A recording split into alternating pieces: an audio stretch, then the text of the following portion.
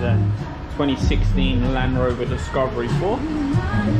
Customer wanted to opt in for CarPlay upgrade on this.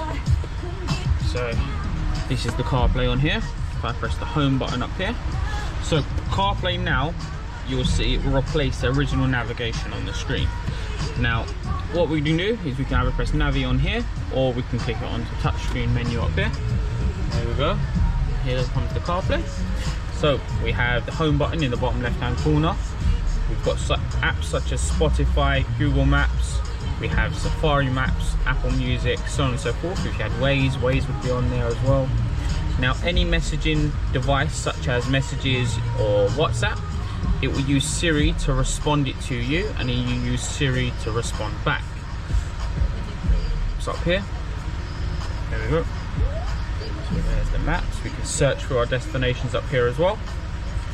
If I go to Spotify, I can show you all of the mixes and playlists that you have up on here.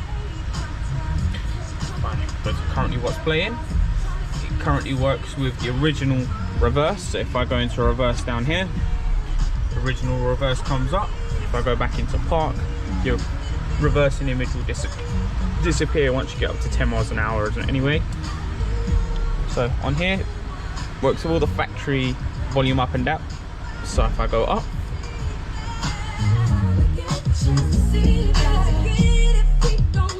and I can go down.